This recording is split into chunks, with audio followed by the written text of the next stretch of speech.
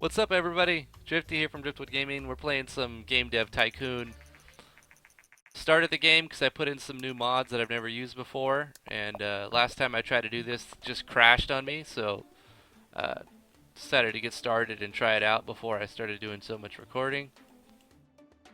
But yeah, so we're on year 4 now, and I figured it's probably not going to crash. So, making some games.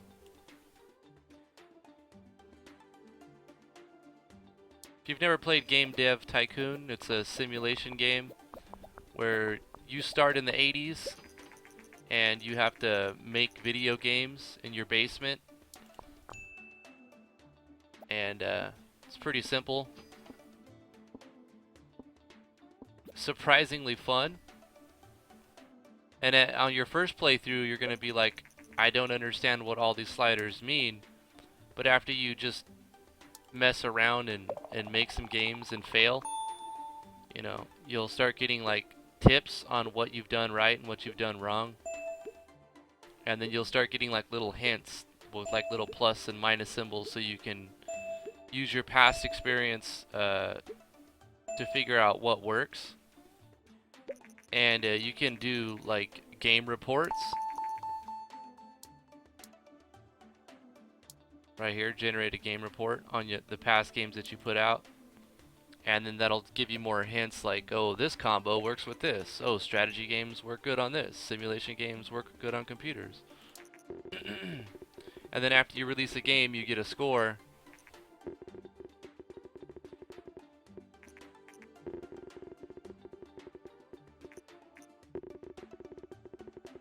And I remember when this game first came out, I played it like all day long.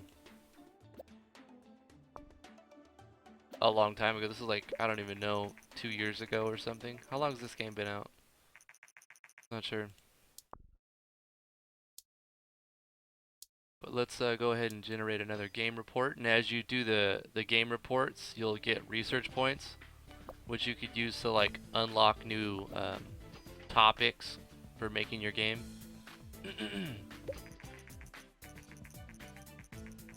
See, it tells you right here after you generate a game report, anime and RPG is a great combination.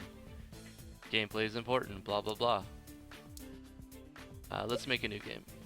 So we're gonna pick the first engine I made.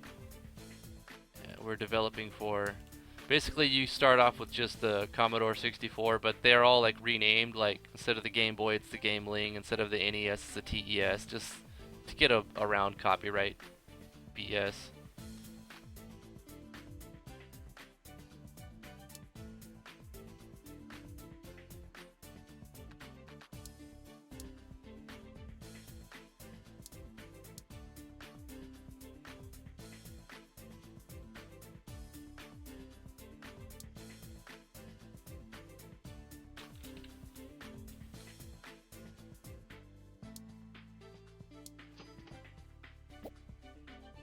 Over here you see the date, how much cash you have on hands, and then any games that you're currently receiving income from. You see these little negatives and then the positives here. At first these won't be here, but like once you make a few games they'll start showing up. And the question mark means there needs to be more like research done, you need to make more games. Over here you can select features of your engine. After you get enough research points you can make an engine. And then when you make your engine, you can select what features that you want to have, and those what options you have when you're making your engine. You have to research for those options, and then they'll appear when you make a new engine. And then as you're making your games, you can decide to spend a little more money on this particular game to include. Like if we want to have a save game, it's going to cost us 5,000 more.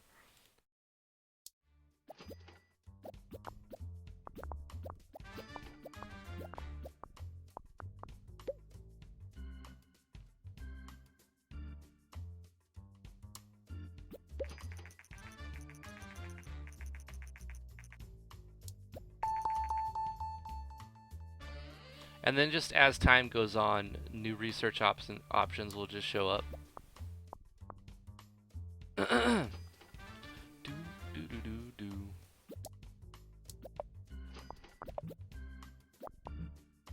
also, as you're making your games, you'll encounter bugs, and then like you could release your game with bugs in it, but it's probably going to affect the score negatively quite a bit. So you probably want to like wait after the game is done for all the bugs to be hammered out.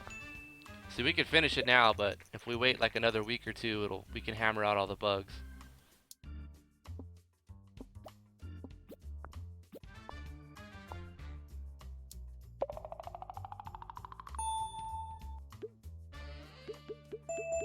And every like aspect of the game design has its own level.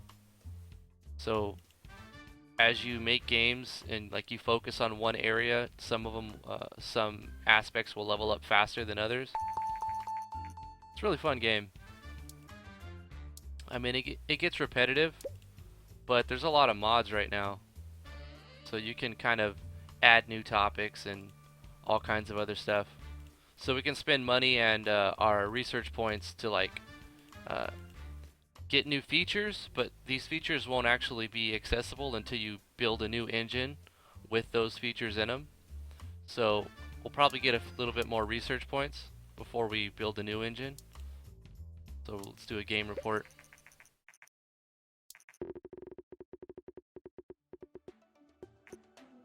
Nice.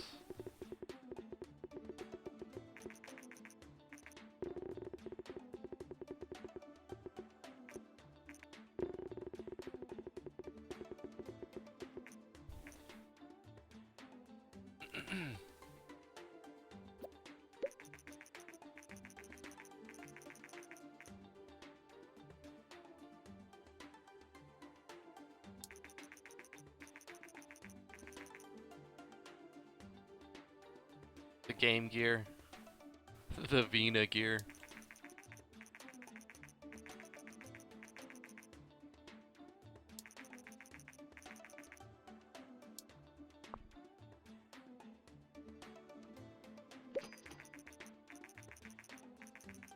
Common mistake that I've made in a lot of my early playthroughs is moving into a new office before you have like a lot of cash. So like after you have over 1 million, because this game that came out, it's selling like crazy. It's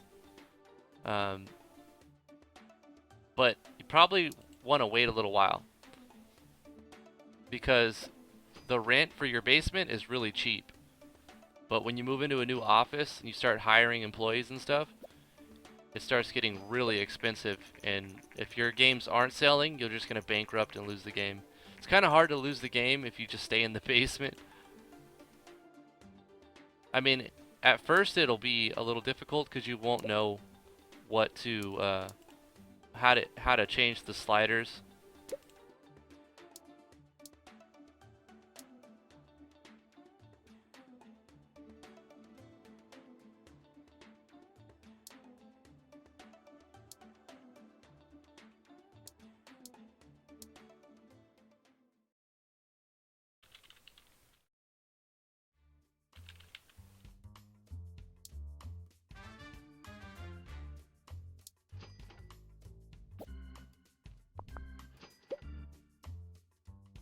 You won't have these little plus and minuses. And when you create a new game, you can, it'll ask you, do you want to enable tips? And the tips are stuff that you've learned from past games. So I've got a game that's like, it's gone on for like approximately 30 years or something in game. So I have a general idea of, I mean, how to make most of these games. But when I have these little tips right here, I don't have to think about it as much. It's like, well, you thought about it and you figured it out from failing, so we're gonna give you these crutches, which I'm okay with.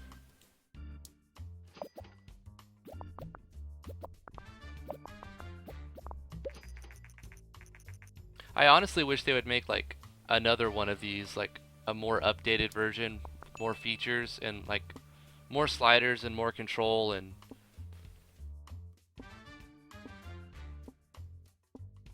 just like a whole bunch more stuff. There's other Game Dev Tycoon type games out there. I think there's Game Business Simulator or Game Dev Simulator or something. But I played some of them, and some of them are on like Android and stuff, and I didn't really particularly like those very much.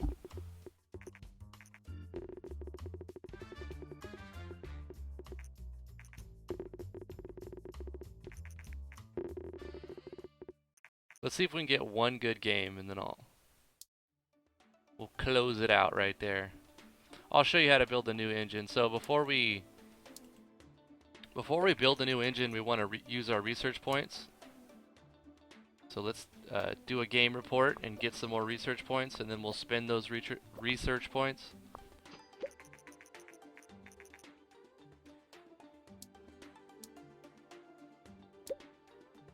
Let's go for simple cutscenes.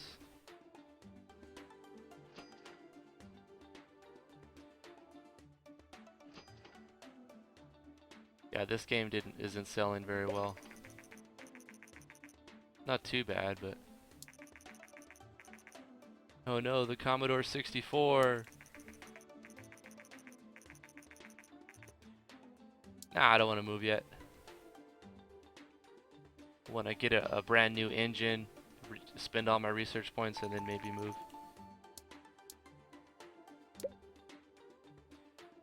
Let's go with open world. That's a dying trend, but I still like it.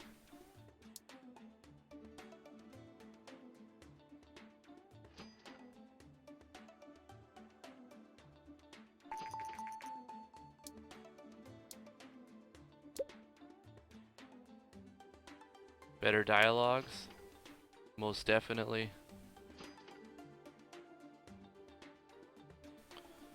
You know what games had good dialogues? Like the Baldur's Gate series, Icewind Dale, and then the new one. Basically any game from Obsidian. Obsidian's pretty good when it comes to like creating good dialogue. Better user experience. Yeah.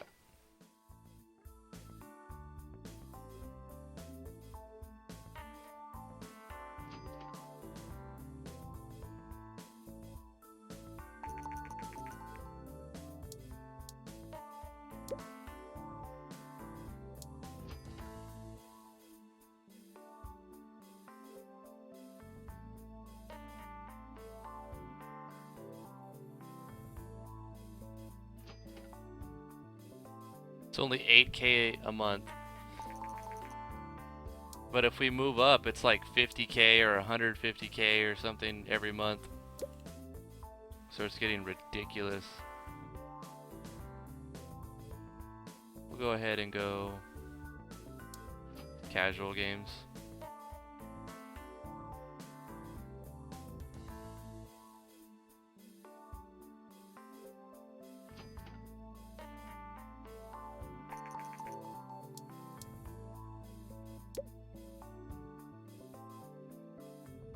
We can get those two later. These two don't directly affect the engine, so let's do a new engine.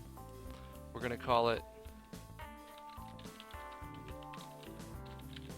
Driftwood Engine 2. We're gonna apply all the stuff we just researched.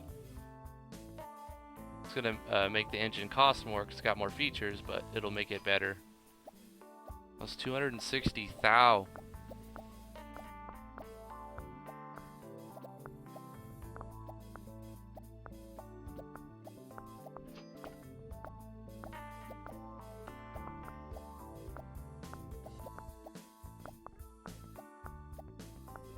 What mods do I have running?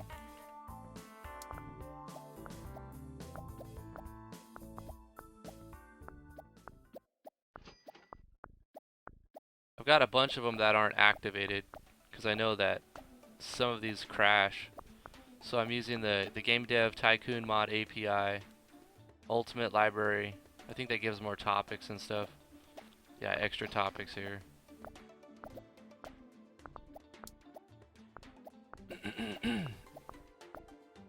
And our engine is completed. So now that we've got a new engine, when we make a new game, we can select the new engine. Before we pick a topic, let's go with the topic first.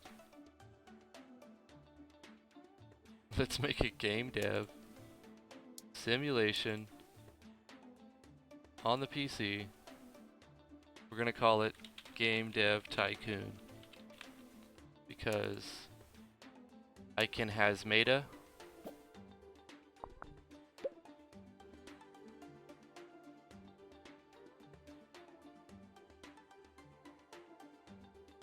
When it gives you a percentage sign over here, it's telling you that there's not enough time allocated to meet all that requirement for both of those features, so you just have to drag this up until it goes to 100%.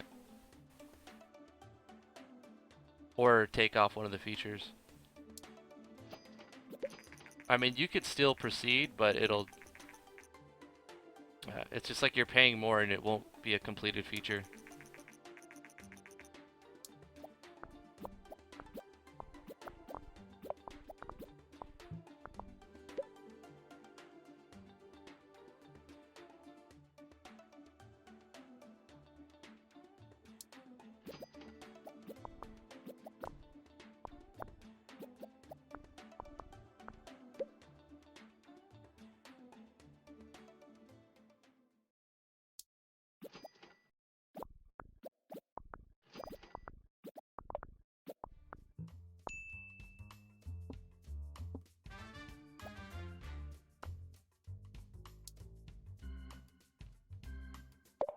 Alright, let's see how this game scores.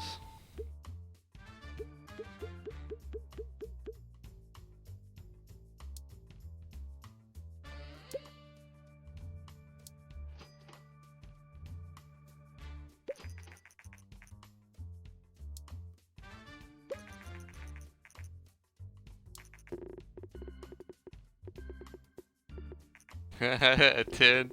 You think that because the game I'm playing is called Game Dev Tycoon and I named my game Game Dev Tycoon and it's a game dev simulator that it's a bias score? I think so. I think so. Look at that score. 9.75.